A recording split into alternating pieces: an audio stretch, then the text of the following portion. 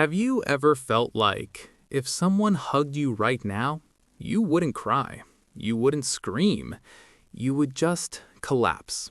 Not loudly, not dramatically, just quietly fall apart. This story is about that night.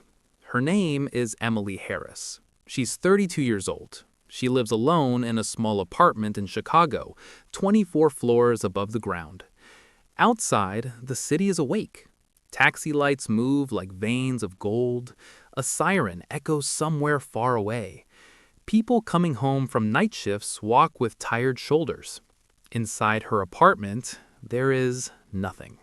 No noise, no warmth, no sense of belonging, just emptiness.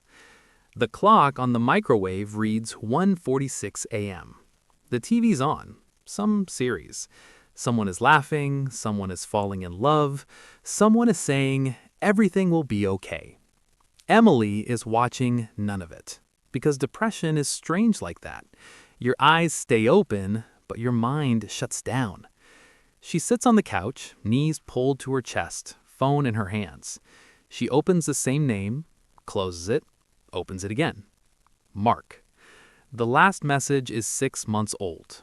You deserve someone better. And after that, nothing. 6 months. Every morning for 6 months, Emily wakes up and reads that line again. Some people cry over old photos. Emily breaks over one sentence. Because she knows that line wasn't just a breakup, it was a surrender. It meant, I can't do this anymore. Mark was her person for 8 years, since college. First dates, first fights, first dreams, studying together in libraries, laughing over broken coffee machines, talking about the future like it was guaranteed. One day we'll buy a small house. We'll get a dog. We'll sleep in on Saturdays. You cook, I do the dishes. No, other way around. Everyone thought they would get married. Emily thought so too. But here's the truth no one talks about. Even the deepest love reaches a point where someone gets tired. Depression doesn't arrive all at once. It arrives slowly. First, Emily laughs less. Then she talks less. Then she stops feeling anything. Colors fade, food loses taste, music feels heavy. Mark tried, he really did. He went with her to doctors, scheduled therapy sessions, stayed awake at night, held her hand and asked, "Tell me what you're thinking."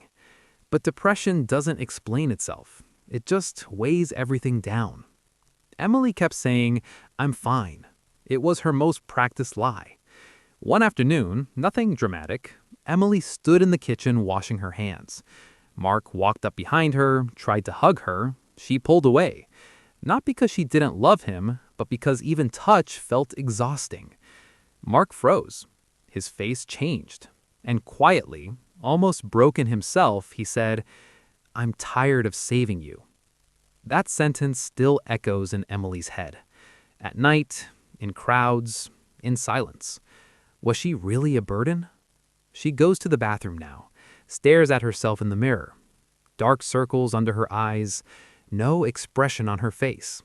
She used to be cheerful. She used to believe in herself. Depression stole everything. Energy, confidence, the ability to receive love. And the worst part? It made her hate herself for needing help. Her phone buzzes. Instagram story. Mark got engaged. Her chest tightens. Her hands shake. She throws the phone onto the bed. One thought keeps spinning in her head. Then what was I? Not the one, not even almost. Just a chapter someone closed. Emily turns on the shower, stands under hot water. She cries quietly, without sound, because she's exhausted from explaining herself, from pretending, from saying, "I'm fine." She isn't fine. She's alone. She crawls into bed, clutches her pillow like it might hold her back together. And then the thought comes. Soft, dangerously calm. I can't do this anymore. That thought is terrifying because it doesn't shout. It whispers. It sounds reasonable. Her phone vibrates. Mom. Emily doesn't answer because her mother will say, "Be strong." But Emily doesn't want to be strong. She wants to be honest. She wants to say, "Please, love me." She walks to the window. Below her, the city keeps moving. Lights, cars, people. Everything continues. Her life feels paused. A thought hits her. If I disappeared tonight, would anything really stop? That truth hurts more than sadness. Then there's a knock at the door. At this hour, no one knocks. Emily's heart races.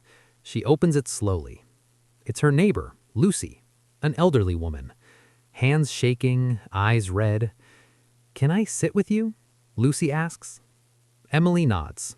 Lucy comes in, sits on the couch, hands Emily a small paper cup of tea. Emily holds it, doesn't drink. Silence fills the room. But this silence feels safe. After a while, Lucy speaks. "I lost my husband today," she says.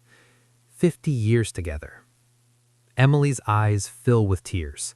Lucy doesn't cry. She just breathes. "Everyone expects me to break down," Lucy continues, "but I didn't. I just feel empty." Emily understands that emptiness. Lucy looks at her and says, "We think the biggest pain is death, but the real pain comes when there's no one left to talk to." Then she adds quietly, "Losing love doesn't kill people. Loneliness does." That moment changes everything.